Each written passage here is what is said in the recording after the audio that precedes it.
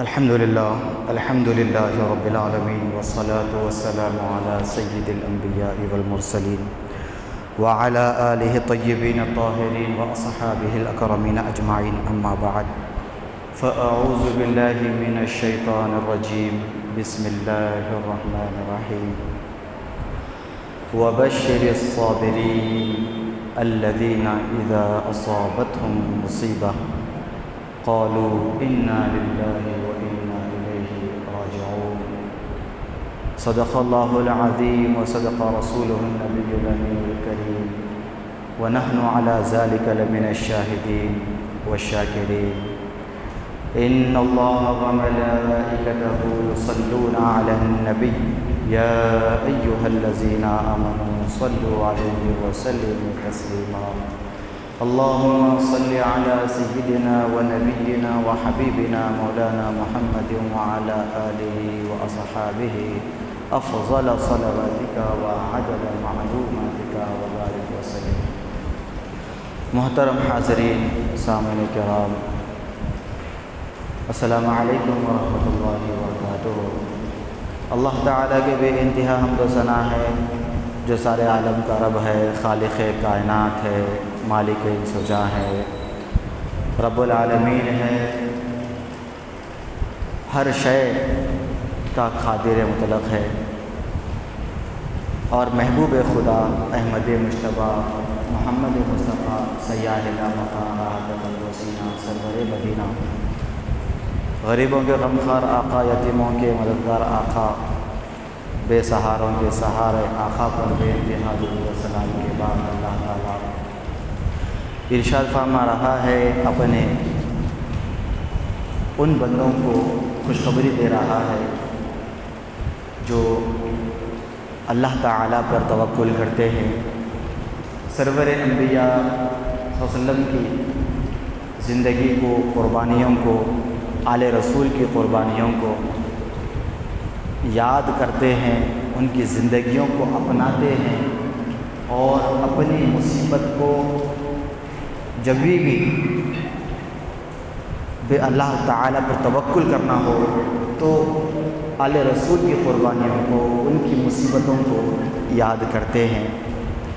تو صبر کرنے والوں کو اللہ تعالیٰ خوشخبری دے رہا ہے کہ وبشر الصابرین، کہ اللہ فرماتا ہے آپ صبر کرنے والوں کو خوشخبری سنائیے کہ اللہ تعالیٰ ان کے ساتھ ہے، صبر کرنے والوں کے اللہ تعالیٰ ساتھ ہے، اور صبر انسان کو ایک نئی ہمت عطا فرماتا ہے۔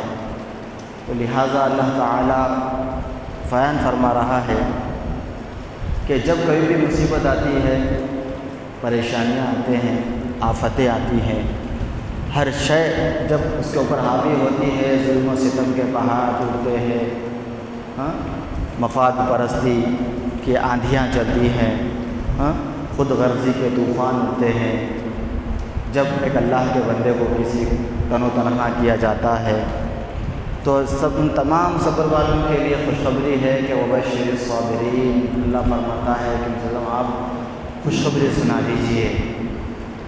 اور جب مصیبت آتی ہے صبر کرنے والوں کے اوپر، آفتیں آتی ہیں، تو پھر وہ کہتے ہیں قالوا انا للہ، یعنی بے شک ہم اللہ ہی کے ہیں اور ہمیں اللہ ہی کی طرف لوٹنا ہے۔ تو ہر وہ غم، ہر وہ مصیبت پریشانی میں اللہ والے یہ اللہ کے کلام کی تلاوت کرتے ہیں، اور یہ تلاوت جب بندہ کرتا ہے اس سوچ اور فہم اور مقصد کے ساتھ کہ مولا ہم تیرے لیے ہیں اور ہمیں تیرے ہی طرف لوٹ کر جانا ہے، ہم ہیں تیرے تو جانا بھی تیرے ہی پاس ہے، تو اس سے مراد ہر مصیبت، ہر آفت، اس کے اندر اس آیت مبارکہ میں ہر آفت اور مصیبت کی طرف اشارہ ہے کہ بندے پر جب کبھی بھی کوئی غم طاری ہوتا ہے، مصیبت طاری ہوتی ہے، رنج و الم طاری ہوتا ہے، تو اللہ والے یہی سوچتے ہیں، یہی ان کا ایمان اور عقیدہ ہوتا ہے کہ مولا ہم تیرے ہیں اور ہمارے سارے معاملات تیرے ہاتھ میں ہیں، ہمارے سارے فیصلے تیرے ہاتھ میں ہیں، ہم لاکھ کچھ بھی سوچیں لیکن وہی ہوتا ہے جو تو چاہتا ہے۔ لہٰذا اللہ تعالیٰ بندے کو ایک ایسی ڈھال دے رہا ہے صبر کے ذریعے سے کہ جب کئی مصیبتیں آ جائیں، آفتیں آ جائیں، تو اللہ تعالیٰ صبر کی ڈھال دے کر فرما رہا ہے کہ میرے بندے تو اس کا استعمال کر لے، اس کے بعد ہر نئی آنے والی شے کامیابی تیری ہو کر رہے گی۔ اور اللہ تعالیٰ پسند فرماتا ہے صبر کرنے والوں کو، فرماتا ہے کہ اللہ تعالیٰ ان اللہ مع الصابرین، اللہ صبر کرنے والوں کے ساتھ ہے۔ تو جب بندہ صبر کرتا ہے تو اللہ تعالیٰ خوشخبری دے رہا ہے۔ تو ہر وہ مصیبت ساری امت مصطفیٰ کے لیے، ساری انسانیت کے لیے یہی پیغام ہے، ہر فرد واحد کے لیے پیغام ہے کہ لاکھ تم پر مصیبتیں آ جائیں، لاکھ تم پر آندھیاں آ جائیں، طوفان آ جائیں، غموں کے بادل تم پر چھائیں، لیکن کسی بھی حال میں تم اللہ کے رحمت سے مایوس نہیں ہونا، کسی بھی حال میں صبر کا دامن نہیں چھوڑنا، توکل کا دامن نہیں چھوڑنا۔ یہ اللہ تعالیٰ پسند فرماتا ہے صبر کرنے والوں کو۔ اب ظاہر سی بات ہے ہر بندہ ایک مصیبت میں گرفتار ہے، ہر فرد واحد ایک پریشانی میں گرفتار ہے، ہر ایک کے اوپر آفتوں کے پہاڑ ٹوٹتے ہیں، ہر ایک کے اوپر غم کے بادل چھاتے ہیں، ہر ایک کے اوپر آفتوں کے ظلم و ستم کی بوچھار ہوتی ہے۔ ہر انسان، ہر فرد واحد، کوئی بھی مکمل خوش نہیں، بڑا سا بڑا دولت مند یا میں بولنے والا بھی خوش نہیں ہے، کوئی بھی خوش نہیں، کہیں نہ کہیں انسان پریشان ہے، مصیبت زدہ ہے، کسی نہ کسی قدم قدم پر آفتوں کا شکار ہے۔ اور سارے امت مصطفیٰ کو اللہ یہ پیغام دینا چاہتا ہے کہ میرے بندے تو ہر حال میں مجھ پر صبر کر، توکل کر۔ لہٰذا تیرا یہ توکل کرنا، تیرا صبر کرنا تیرے اور تیرے مصیبتوں کے درمیان میں ڈھال کا کام کرے گا، اور تیرے مصیبتوں کے بعد جب تو ڈھال کام کرے گا، صبر کرے گا، تو تیرے اندر ہمت پیدا ہوگی اور ایک نیا جذبہ پیدا ہوگا، اور نئے جذبے کے ساتھ تیرے قدم آگے بڑھیں گے۔ یہ کب ہوگا؟ صبر کے بعد ہوگا، توکل کے بعد ہوگا، اللہ پر قناعت کرنے کے بعد اس کے اوپر مکمل جب بھروسہ کریں گے تو تب یہ کام ہوگا کہ نیا جذبہ اس کے اندر ایک پیدا ہوگا اللہ اس کے رسول کے ذریعے سے۔ تو صبر اتنی بڑی شے ہے جس کو اللہ تعالیٰ قرآن میں جا بجا صبر کرنے والوں کا ساتھ دے رہا ہے اور ان سے محبت کر رہا ہے۔ اور ایسا نہیں ہے کہ صبر کرنے والوں کا جو ہے صبر ایسے ہی مسلسل چلتا رہے گا، ہر شے کے لیے اللہ نے وقت کو مقرر کیا ہے، ہر شے مقرر ہے۔ صبر کرنے والے کا صبر کے بعد اس کو اللہ تعالیٰ، اللہ کی اس کے بعد مدد بھی آئے گی، یعنی جب ظالم ایک وقت تک ظلم کرتا ہے تو اس کے بعد اللہ تعالیٰ اسے گرفت فرماتا ہے، اس کا ظلم ختم۔ اور مظلوم کے لیے بھی وقت معین ہے، ایک وقت مقرر ہے، اس کے بعد اللہ کی آزمائش اور محبت، یہ دو چیزیں، ادھر آزمائش ختم ہوئی، ادھر محبت جوش میں آئی، اور اللہ تعالیٰ اس کی مدد فرماتا ہے، ایسی مدد فرماتا ہے کہ دیکھنے والے خود حیران ہو جاتے ہیں۔ اللہ ایسی مدد فرماتا ہے غیب سے، یہ اللہ غیب کے معاملے ہیں، اللہ رب العالمین کے ایمان بالغیب ہے ہمارا، ہم ایمان رکھتے ہیں غیب پر، تو مدد بھی غیب ہی سے آتی ہے۔ یقین پختہ ہو، اگر عزائم مضبوط ہو تو پھر ہر شے اللہ کے پاس سے جو آتی ہے اسے ہم محسوس کر سکتے ہیں۔ تو اللہ نے فرمایا، خوشخبری دی، وبشر الصابرین، صبر کرنے والوں کے لیے خوشخبری ہے۔ اور جب مصیبت آتی ہے تو پھر اللہ کے بندے کیا کہتے ہیں؟ انا للہ، یقیناً ہم اللہ کے ہیں، ہم اللہ ہی کے ہیں، وَإِنَّا إِلَيْهِ رَاجِعُونَ، اور ہمیں اسی کی طرف جانا ہے، جس کے ہیں اسی کر جانا ہے۔ تو ہر آفت میں بندہ یہ کہتا ہے، اور ہر آفت میں ایسا نہیں ہے کہ صرف انسان گزر جائے تو کہنا نہیں ہے، بلکہ اللہ کے بندے اس کو ہر مصیبت کے وقت یہ جملہ استعمال کر سکتے ہیں، اور یہ فضیلت والا اللہ کا کلام ہے، ہر مصیبت میں کہہ سکتے ہیں۔ اور سب سے بڑی جب آزمائش اور صبر کی بات آئی تو خلفاء کی زندگی اٹھا کر دیکھیں، صحابہ کی زندگی اٹھا کر دیکھیں، تو سب بڑی بڑی آفتوں مصیبتوں میں گھرے رہے، لیکن کبھی اللہ کا صبر کا دامن انہوں نے نہیں چھوڑا، شکر کا دامن نہیں چھوڑا۔ توکل کا دامن نہیں چھوڑا، بڑی مصیبتیں آفتیں آ گئی، کبھی کچھ نہیں چھوڑا۔ غزوہ احد کا معاملہ ہے، وہاں پر بڑے بڑے صحابہ کرام، نوجوان صحابہ کرام طاقتور شہید ہوئے۔ جو میرے آقا و مولا جنگ سے واپس تشریف لاتے ہیں تو حضرت علی رضی اللہ تعالیٰ شیر خدا کو مغموم دیکھتے ہیں، چہرے پہ کچھ غم کے آثار ہیں، اداسی چھائی میں بیٹھے ہیں، ایک فکر میں ہیں۔ تو میرے آقا سرور انبیاء احمد مصطفیٰ پوچھتے ہیں، اے علی کس بات کا غم ہے، کس بات میں افسردہ بیٹھے ہو، کس فکر نے تمہیں جو ہے مغموم کر دیا؟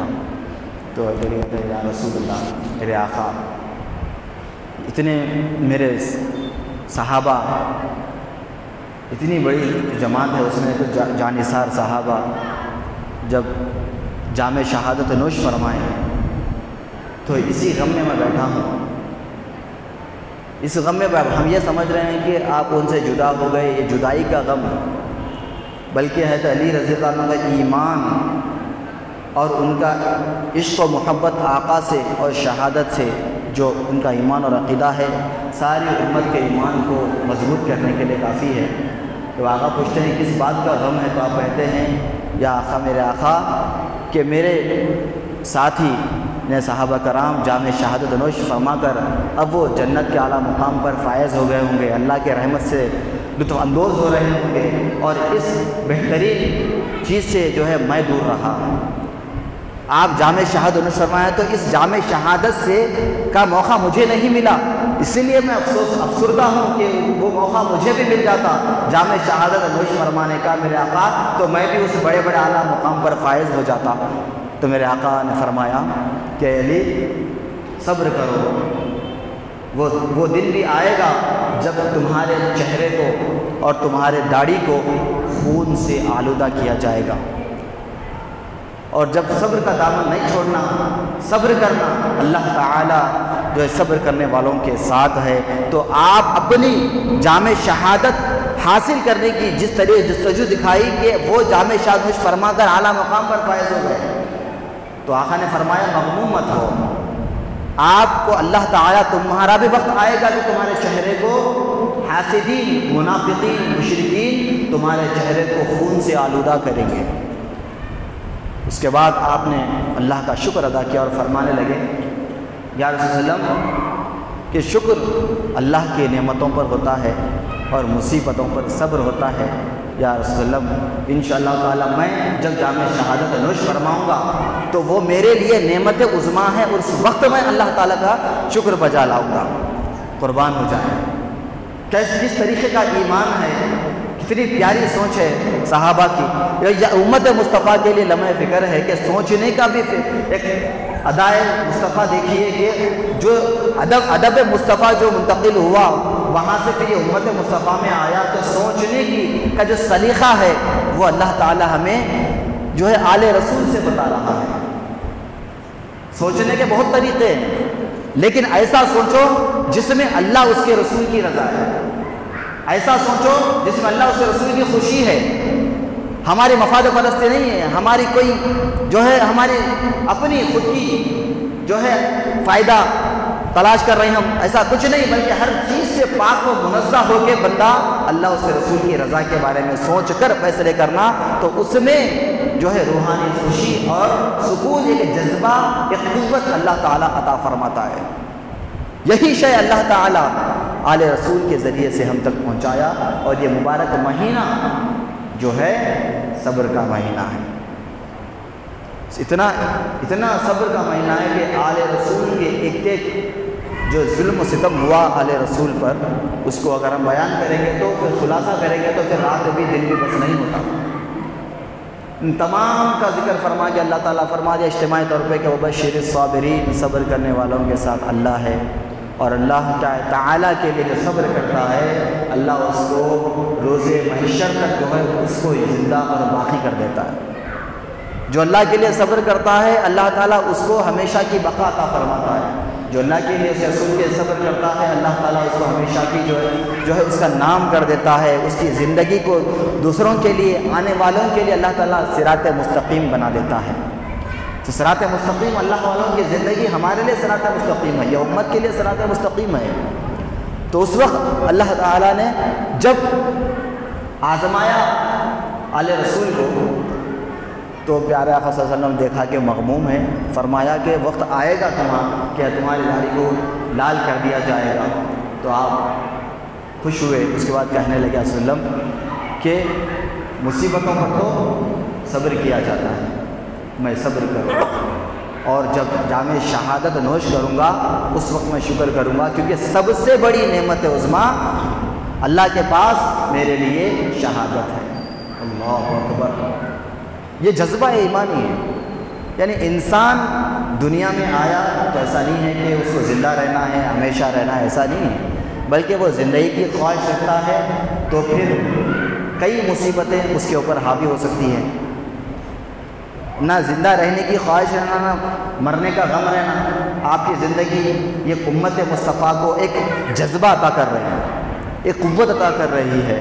ہاں، انا للہ، ہم اللہ کے ہیں، وَإِنَّا إِلَيْهِ، اور ہمیں اللہ ہی کی طرف لوٹ کے جانا ہے، ہم جس کے ہیں اسی کے جانا ہے۔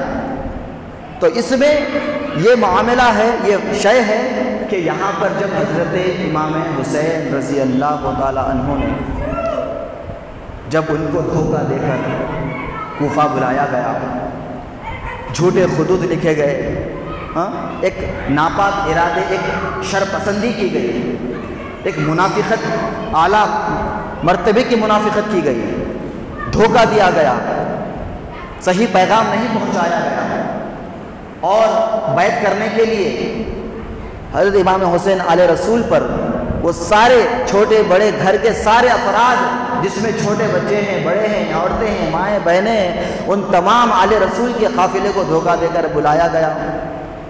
اس کے بعد آپ کے ساتھ زبردستی کی گئی کہ بیعت کریں، پانی بند کر دیا گیا۔ اتنی بڑی آزمائش ہے کہ ایک بھی آزمائش کو ہم یہ ساری امت مل کر بھی برداشت نہیں کر سکتی۔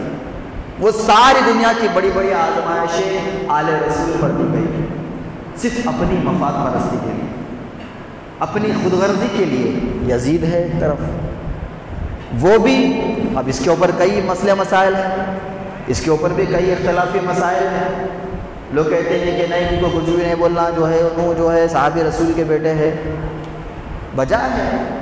لیکن جب حضرت نوح علیہ السلام کو اللہ نے حکم دیا کہ آپ اپنے چاہنے والوں کے ساتھ، ایمان والوں کے ساتھ یہاں سے چلے جائیے، باقی کو میں دیکھ لوں گا، تو جس کو اللہ دیکھ رہا تھا اس میں حضرت نوح علیہ السلام کا بیٹا بھی تھا، گھر والے بھی تھے۔ تو آپ نے اللہ سے دعا کی کہ مولا میرے گھر والے ہیں، تو اللہ نے فرمایا وہ تمہارے اہل نہیں ہیں، وہ تمہارے گھر والے نہیں ہوتے۔ اللہ تعالیٰ فرما رہا ہے، باپ کی محبت ہے اولاد کے لیے، تڑپ رہے ہیں اللہ میرا اہل ہے، تو اللہ کا ندا ہوتی ہے کہ وہ اب تمہارے اہل نہیں ہیں۔ یعنی جب ایمان ہوگا ان کے دل میں، میری محبت ہوگی، جب وہ میرے ہوں گے تو تمہارے ہوں گے، جب میرے نہیں ہو سکے تو پھر خدا کی قسم ہم کس کے بھی نہیں ہو سکتے۔ تو پیغمبر کو اللہ نے فرما دیا۔ تو یہاں پر یہ بات بتانا، میں خلاصہ کرنا چاہتا ہوں کہ یزید کو جب اللہ نے، ہم یہ کہتے ہیں کہ صحابی رسول کا بیٹا ہے کچھ مت کہو، تو وہاں پر تو اللہ تعالیٰ پیغمبر سے فرما رہا ہے کہ وہ تمہاری اولاد نہیں ہوتی۔ تو اور ہم اس بات کو لے کے بیٹھے ہوئے ہیں کہ ان کو کچھ بھی نہیں بولنا، انہوں جو ہے بے انتہا ظلم کے پہاڑ دوڑا دیے، آل رسول کے معصوم بچوں سے لے کر عورتوں، ماؤں، بہنوں تک لوگوں نے نہیں چھوڑا۔ ہاں، پھر آپ کہتے ہیں کہ ان کے بارے میں کچھ نہیں بولنا، یزید کے بارے میں کچھ نہیں بولنا، لیکن اس کا جو کھلم کھلا ظلم ستم اناد ساری انسانیت کو بھی، ایک انسان کو بھی مارنا، ایک مومن کو مارنا، ساری انسانیت کو ختم کرنا ہے۔ یہاں پر تو آل رسول نورانی گھرانے کو جو ہے اس نے تڑپا کر اس نے جو ہے ظلم کی انتہا کر دی، لیکن اللہ تعالیٰ نے عزت کسے بخشی؟ آل رسول کو عزت بخشی۔ مقام و مرتبہ منزلت کس کو ملی؟ صبر کرنے والوں کو ملی۔ ان کی نیتوں کے مطابق ان کو اللہ تعالیٰ بڑا مقام عطا فرما دیا. وہ اللہ اس کے رسول کی رضا کے خاطر انہوں نے دنیا کی شہرت کو، دولت کو انہوں نے ٹھوکر مارا، جہاں پر کہ یہ الفاظ ہیں امام حسین کے کہ میں ایک ایسے شخص پر بیٹھ کر جو اپنی مفاد پرستی میں، اپنی شہرت میں، اپنی عیاشی میں مجھے اپنے بیت میں شامل کرنا چاہتا ہے. امام حسین فرماتے ہیں کہ میں ایسے شخص سے بیعت کروں جو فاسق ہے، فاجر ہے. یہ الفاظ کس کے ہیں؟ امام حسین کے الفاظ ہیں. آپ فرما رہے ہیں کہ میں ایسے شخص سے بیعت کروں جو میرے نانا جان کے دین کو برباد کرنے پہ تلا ہوا ہے، جو میرے نانا جان کے دین کو ختم کرنے پہ تلا ہوا ہے اور تخت حاصل کرنا چاہتا ہے تاکہ اپنی جو ہے جتنے بھی خواہشات نفسانی ہیں اس کو مکمل کر سکے. تو آپ نے اپنے سارے اہل و عیال کو، نورانی گھر کے چراغ کو، اللہ تعالیٰ کے جو ہے برگزیدہ بندے جو آل رسول کا مقام و مرتبہ ہے، انہوں نے اپنے سارے گھر کو لا کر وہاں پر خیمہ زن ہو گئے، لیکن ظالم کے آگے انہوں نے اپنا ہاتھ نہیں بڑھایا. صبر کرے، برداشت کرتے رہے. اس کے بعد بڑی سی بڑی مصیبت آتی گئی. جامع شہادت ہم روز فرماتے جا رہے ہیں. یہی مبارک مہینہ ہے جس کی انتہا بھی قربانی پر ہے اور جس کی ابتدا بھی قربانی پر ہے. یہی قربانیاں ہیں اور اللہ کو قربانیاں پسند ہیں. وہی قربانیوں کے بعد اللہ تعالیٰ کامیابی عطا فرماتا ہے. اور کبھی ایمان والے قربانیوں سے پیچھے نہیں ہٹے، ڈرے نہیں. اللہ تعالیٰ موت سے، مصیبتوں سے نہیں ڈرے. ڈٹ کے مقابلہ یہ بھی نہیں سوچے کہ میں اکیلا ہوں، میرے ساتھ کوئی نہیں ہے، میں تنہا ہوں. ایسا نہیں ہے. حضرت علی حضرت کی زندگی کا واقعہ بھی ہے. فاتح خیبر ہے تو آقا و مولا نے فتح کا جو جھنڈا ہے کس کے ہاتھ میں دیا؟ فاتح حضرت علی کے ہاتھ میں دیا. جب آپ یہ بھی نہیں کہا یا رسول اللہ میں اکیلا قربان ہو جائیں. کیا عقیدت ہے، کیا محبت ہے، کیا عشق مصطفیٰ ہے، آقا کی بے لوث محبت ہے، اس کا انکار کون کر سکتا ہے؟ کہتے ہیں یہ فرمایا میں اکیلا یا رسول اللہ میں اکیلا جا کر کیسا کروں؟ سارے صحابہ مل کر اس کو جو ہے فتح نہیں کر سک رہے ہیں لیکن میں اکیلا. نعوذ باللہ تعالیٰ. کیا ادب مصطفیٰ ہے. قربان ہو جائیں، قربان ہو جائیں. زبان مصطفیٰ سے جو الفاظ نکلے وہ صحابہ کے لیے ایک پتھر پر نقش ہونے سے بھی بڑھ کے ہے. یعنی آقا و مولا کے الفاظ حقیقت میں اللہ کے الفاظ ہوتے ہیں. جو اللہ چاہتا ہے اپنے حبیب سے کہلواتا ہے، اپنے حبیب سے فرمان جاری کرتا ہے کہ وسلم آپ فرما دیجیے. تو ساری زندگی فرمان مصطفیٰ، فرمان الہی ہی رہا اور اللہ تعالیٰ بھیجا اپنے طرف سے وسلم آپ جائیے اور میرے فرمان کو، میرے منشأ الہی کو آپ وہاں پر جاری کریے. آپ کو میں نے اختیار دیا ہے اور اسی کو اختیار مصطفیٰ کہتے ہیں. میرے آقا و مولا جو فرماتے ہیں وہ ہوتا ہے اللہ کی طرف سے. تو یہ اختیار مصطفیٰ ہے. آقا نے فرمایا حضرت علی اٹھے اور فوراً یقین کے ساتھ ایسا چلے کہ ذرہ بھی ان کے اندر یہ شک نہیں آیا کہ میں اکیلا کیسا جاؤں. تو آپ نے ساری امت کو پیغام دیا کہ اللہ اس کے رسول کی رضا کے لیے اگر کوئی کچھ کرنا چاہتا ہے تو اس کو یہ دیکھنے کی ضرورت نہیں ہے کہ آپ اکیلے ہیں، آپ اکیلے ہیں، آپ اکیلے ہیں، انہوں اکیلے ہیں، ہم اکیلے ہیں. یہ چیز، یہ شے نہیں ہے. اللہ اس کے رسول کی رضا کے لیے اگر آپ چاہت میں اگر کچھ کر رہے ہیں تو پھر آپ کو سمجھنے کی، سوچنے کی ضرورت نہیں ہے کہ میں اکیلا ہوں. صحابہ کی زندگی میں کہیں بھی نہیں ہے کہ میں اکیلا ہوں. کسی صحابہ نے نہیں کہا، کسی نے حضرت علی خود نہیں کہا کہ میں اکیلا ہوں. ایک جذبہ ایمانی ایسا پیدا ہوا، فوراً گئے جذبے کے ساتھ اور فاتح اس کے دروازے کو اکھاڑ کر پھینک دیا. قلعے کا دروازہ اکھاڑنا کوئی معمولی بات نہیں ہے. آج کے زمانے میں ہم کرین سے نہیں اکھاڑ سکتے، بڑی بڑی مشینوں سے نہیں اکھاڑ سکتے ایک ہی بار میں. لیکن وہ جذبہ ایمانی آیا نالن پاک کے صدقے میں. فرمان مصطفیٰ کے تحت وہ جذبہ اللہ نے انہیں عطا فرمایا. آقا کی محبت نے ان کے دل کو جذبہ پیدا کیا اور الفاظ مصطفیٰ کی وہ طاقت تھی، فرمان مصطفیٰ کی وہ طاقت تھی کہ آپ کے الفاظ تھے کہ اللہ تعالیٰ آپ کے ذریعے سے اس کو جو ہے فتح نصیب کرے گا. اور آپ گئے اور فرمان مصطفیٰ جب گئے تو اللہ تعالیٰ وہ جذبہ عطا کیا کہ وہ سارے خیبر کے دروازے کو اکھاڑ کر دے گا. تو آپ کی یہ جو محبت ہے، عقیدت ہے، آپ اللہ اس رسول سے فرمان مصطفیٰ، فرمان الہی ہے، اور آقا و مولا جو سمجھا رہے ہیں، تو اس کے بعد آپ کا اندر صبر پیدا ہوا، تو آپ کہتے ہیں کہ وسلم صبر مصیبت پر ہوتا ہے، شکر نعمت پر ہوتا ہے، شکر نعمت پر ہوتا ہے اور صبر مصیبت پر ہوتا ہے۔ تو شروع سے اللہ تعالیٰ اپنے چاہنے والوں سے یہ پیغام دے رہا ہے کہ وبشر الصابرین، صبر کرنے والوں کے ساتھ اللہ ہے اور خوشخبری بھی ہے۔ الگ الگ طریقے سے قرآن کریم میں لفظ، یہ ساری مصیبتیں آفتیں آئی تو امام حسین نے بھی اپنے بی بی زینب سے فرماتے ہیں کہ میرے بہن، جب میں جام شہادت نوش فرماؤں تو کسی قسم کا واویلا نہیں کرنا، جب میں جام شہادت نوش فرماؤں کسی قسم کا غم نہیں کرنا، آہ و بکا نہیں کرنا، کسی قسم کا واویلا نہیں کرنا، کسی قسم کا ماتم نہیں کرنا۔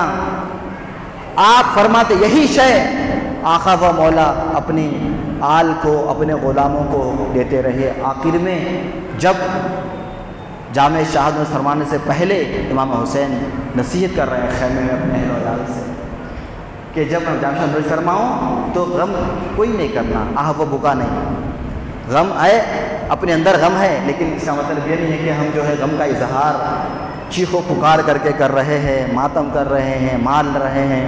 یہ ساری چیزوں سے میرے آقا و مولا اللہ تعالیٰ صلی اللہ علیہ وسلم، آل رسول، صحابہ، تابعی، تبع تابعی، اسلاف، علماء، بزرگان دین، سب کے سب نے اس چیز سے منع فرمایا کہ یہ شے اللہ اس کے رسول کو، صحابہ کو، علیہ رسول کو پسند نہیں ہے، اس سے اللہ اس کے رسول ناراض ہے۔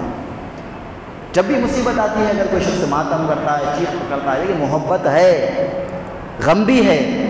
اب ایسا نہیں ہے کہ کوئی اگر گزر جائے تو کہنے والا یہ نہ کہے، کیونکہ زمانہ ایسا ہے آپ کچھ بھی کرو، کہیں نہ کہیں دیکھیے حسد کرنے والا آپ کے خامیاں نکالتا، چاہنے والا آپ کے اچھائیاں نکالتا۔ کوئی انسان فرشتہ نہیں ہے کہ وہ مکمل فرشتہ بن کے زندگی گزارے، خامیاں سب کے اندر ہے، مطلب ہے، لیکن ہمیں حق نہیں ہے آپ کے اوپر تنقید کرنے کا۔ ہم اصلاح کر سکتے ہیں، اصلاح کریں۔ اصلاح کرنا اللہ کا حکم ہے، سرور انبیاء کا فرمان ہے۔ آقا و مولا نے بھی زندہ تنقید نہیں کی بلکہ اصلاح کی، صلح کا راستہ اختیار کیا تو کامیابی ہوئی اور اسلام پھیلتا چلا گیا، صلح ہوتی گئی، عفو درگزر ہوتا گیا۔ تو یہ ساری چیزیں ہیں، عفو درگزر والا معاملہ ہے، اللہ کی رضا والا معاملہ ہے، اللہ کو اس رسول کو خوش کرنے والا معاملہ ہے، سیرت مصطفیٰ کو اپنانے والا معاملہ ہے، آل رسول کی زندگیوں پر غور کرنے والا معاملہ ہے کہ ہر حال میں انہوں نے صبر کا دامن تھاما اور اللہ تعالیٰ نے ان کو کامیاب و کامران کر دیا۔ تو جب آقا و مولا صبر کیے ہیں، سارے آل رسول صبر کیے ہیں، بڑی بڑی مصیبتیں آ گئی، آفتیں آ گئی، پریشانیاں آ گئی، اس کے بعد بھی کسی کے دل میں شکوہ نہیں ہے، کچھ نہیں ہے۔ تو یہ ساری شے ان کی زندگی سے آج امت مصطفیٰ کے لیے لمحہ فکر ہے۔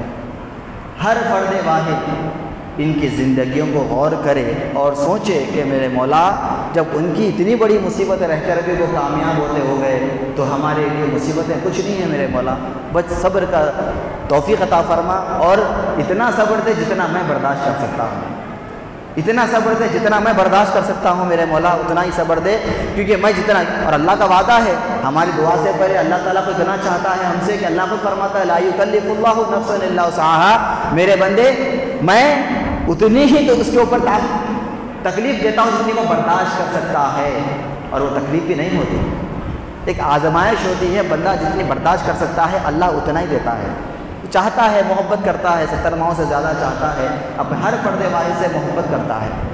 ہم اس کی محبت کو نہیں سمجھ سکے، ہم اس کی محبت کو غور نہیں کر رہے ہیں، ہم اس کی محبت کو محسوس نہیں کر رہے ہیں کہ محبت اللہ اس کے رسول ہم سے کیسی کرتے ہیں۔ ہمارا ایمان غیب پر ہے، ایمان بالغیب ہے، تو محبت بھی غیب کے ذریعے سے محسوس کرنا پڑے گا۔ ایک ظاہری محبت ہے جو فنا ہونے والی ہے، ایک باطنی محبت ہے جو ہمیشہ ہمیشہ رہنے والی، دنیا میں رہنے والی، آخرت میں بھی، اور جنت کے اعلیٰ مقام پر بھی وہ محبت رہنے والی ہے۔ وہ محبت اللہ اس کے رسول کی رضا میں کی گئی محبت ہے، وہ محبت جو اللہ کے رسول سے راضی ہو جائے۔ تو یہ صبر کا معاملہ بڑا نازک ہے اور صبر کا ڈھال ہے، اور یہ صبر کا مہینہ ہے جس کو امام حسین نے اپنی بہن سے کہا، سارے آل رسول سے کہا، پیغام دیا کہ واویلا نہیں کرنا، پیٹنا نہیں، اپنے آپ کو مارنا نہیں۔ اور یہ مبارک مہینہ بھی یہی امام حسین کی یاد دلاتا ہے، آل رسول کی قربانیاں یاد دلاتا ہے، اور ان کے قدم قدم پر امت مصطفیٰ غور کرے کہ ہم کہاں تک ان کی زندگیوں کو اپنا رہے ہیں۔ غم کے سارے ماحول اس میں چھے، آپ کو الگ سے جو ہے ایک حدیث ڈھونڈنے کی ضرورت نہیں ہے، آپ ان کی زندگیوں میں غور کریں، غور کر کے اپنے آپ پر سوچیں، کیا میں ان کی زندگیوں کو اپنا رہا ہوں؟ کیا ان کی قربانیاں ہیں، ان کی جو سوچ ہے، ان کی فکر ہے، ان کا ایمان ہے، جذبہ ہے، کیا اس کے اوپر میں اترنے کی کوشش کر رہا ہوں؟ ان کی زندگیوں میں ہی ہمارے لیے ساری کامیابی ہے۔ اب الگ سے کچھ کہنے کی ضرورت نہیں ہے کہ یزید ایسے ہے، ان فلاں ہے، ایسے ہے، بس حق کا ساتھ، یعنی آل رسول کے اوپر ظلم کی انتہا کی گئی تو ظاہر سی بات ہے ظالم کو اللہ تعالیٰ ہمیشہ نیست و نابودی کرنے والا ہے، ظالم ہے، لہذا اس نے اللہ سے رسول کی نافرمانی کی، آل رسول کے اوپر قتل کے اوپر ظلم کے پہاڑ توڑ دیے، تو لہٰذا ایک غیر موضوع، ایک بحث ہے وہ، جس کو ہمیں جو ہے غیر ضروری اس کے اوپر گفتگو بھی نہیں کرنا چاہیے، اور اس کو زیادہ اس کو ہوا بھی دینا نہیں چاہیے یزید کے معاملے میں۔ بظاہر سی بات ہے کہ وہ ظالم ہے اور آل رسول مظلوم ہے، اور کامیابی آل رسول کی ہے، لہٰذا ان کی زندگیاں ہمارے لیے بھی ہے۔ ہمیں بھی اگر کامیاب ہونا ہے تو تعداد کی ضرورت نہیں ہے، امت مصطفیٰ کے لیے ان کی زندگی ہمارے لمحہ فکر ہے۔ کامیاب ہونے کے لیے اللہ اس کے رسول کی رضا اور محبت الہی، آل رسول کی محبت، علماء بزرگان دین کی زندگیاں، قربانیاں ہمارے لیے کافی ہے کامیاب ہونے کے لیے۔ ایک بڑی اجتماعیت کی بھی ضرورت نہیں ہے، ہزاروں کا لشکر ہے پھر بھی آج وہ رسوا ہے، ظالم، اور آل رسول کم و بیش 70 سے 72 الحمدللہ ڈٹ کر مقابلہ کریں، اور اس کے بعد کامیابی اور عزت کسے اللہ نے بخشی؟ آل رسول کو بخشی۔ تو یہی چیز ہمارے لیے بھی ہے، ایک ہمت ہے، ایک جذبہ ہے کہ ہر فرد یہ نہ سمجھے کہ میں اکیلا ہوں، میں تنہا ہوں، ایسا نہ سمجھے، بلکہ وہ اپنے آپ کو اللہ پر توکل کرتے بھروسہ کرے کہ میرے لیے اللہ اس سے رسول کافی ہے، میرے لیے اللہ سے رسول کافی ہے، پیچھے مڑ کر بھی نہ دیکھے۔ تو ایسے شخص کے ساتھ اللہ تعالیٰ غیب کی مدد فرمانا شروع کر دیتا ہے۔ کہنے کے لیے ہے، لیکن اللہ سے دعا ہے کہ میرے مولا ہمیں آل رسول کی، صحابہ کی زندگیوں کو سمجھ کر اپنی اصلاح کی توفیق نصیب فرما، ہر فرد واحد کی مدد فرما، وما علینا الا البلاغ۔